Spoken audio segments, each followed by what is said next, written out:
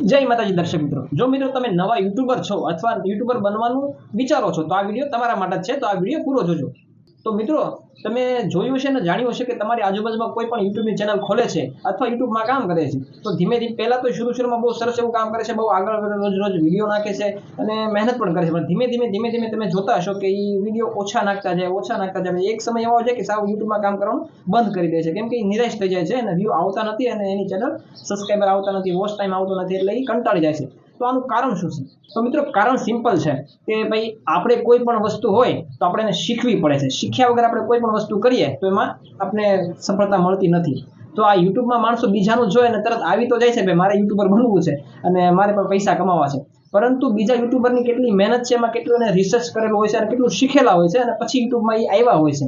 પણ આપણે જ્યારે કામયાબ થઈ ગયા હોય ત્યારે એને જોઈએ એટલે આપણે એમ થાય કે આ તો બહુ ઈઝી છે એટલે આપણે કરી લઈશું, પરંતુ આપણે જ્યારે એમાં પડીએ છીએ એ કામમાં ત્યારે આપણથી થતું નથી અને ધીમે ધીમે નિરાશ થઈને બંધ કરી દઈએ છીએ. તો આમાં નિરાશ થવાની વાત છે જ નહીં અને બંધ કરવાની વાત છે નહીં. આપણે મૂળ શીખવાની વાત છે કે આપણે કોઈ પણ કામ કરતા હોઈએ તો આપણે એને શીખીને કરીએ તો આપણે એમાં સફળતા મળે. જેમ કે આપણે ભાઈ નોકરી કરવાની હોય તો આપણે કેટલા વર્ષ મહેનત કરીએ ત્યારે આપણે નોકરી લાગે, એટલે બાઇક શીખવાની હોય તો કેટલી રીતે આપણે પડીએ, વાગે, કેટલી શીખીએ, ટ્રાય કરીએ ત્યારે આપણે બાઇક શીખીએ. તો આ તો યુટ્યુબ છે, આમાં આપણે કામ કરવાનું છે ને પૈસા કમાવાના છે અને ખૂબ નામ પણ કમાવાનું છે. તો અઘરી વસ્તુ છે, પરંતુ આપણે એને શીખીને કરશું તો આપણે આમાં સફળતા જરૂર મળશે. તો આપણે બીજું કાંઈ કરવાનું નથી. સૌથી પહેલાં તો એનું એલ્ગોરિધમ વિશે જાણી લેવાનું છે. તમારી કેટેગરીમાં તમારે એ જોવાનું છે કે ભાઈ તમે કયા વિડીયો બનાવશો અને રેગ્યુલર કન્ટેન્ટ તમને મળશે તો તમને એમાં સફળતા મળશે. પછી હું આજે કોમેડી બનાવું, કાર બ્લોગ બનાવું, પછી કાંઈક એક્સપેરિમેન્ટ બનાવું, ચેલેન્જ બનાવું, તો એ ન ચાલે, એ ખીચડી થઈ જાય આપણી ચેનલમાં, એટલે ચેનલ પછી ડાઉન થઈ જાય. આપણે એક કન્ટેન્ટ સારું પકડવાનું છે, મારી આમાં ખૂબ રુચિ છે અને મને આમાં બહુ મજા આવે છે અને આ કન્ટેન્ટ હું રોજ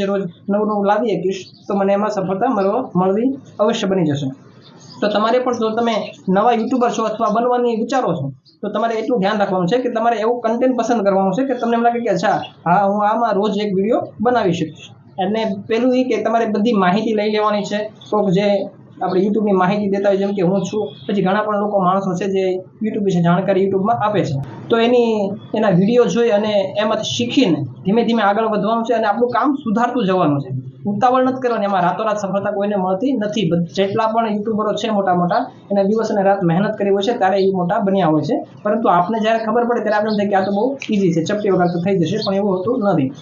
તો આપણે આમાં શીખી અને ધીમે ધીમે કામ કરશું તો આમાં સફળતા જરૂર મળશે. આશા કરું છું આ વિડીયોમાં તમને શીખવા મળ્યું છે, જાણવા મળ્યું છે. મળશું બીજા વિડીયોમાં, ત્યાં સુધી જય માતાજી, આવજો.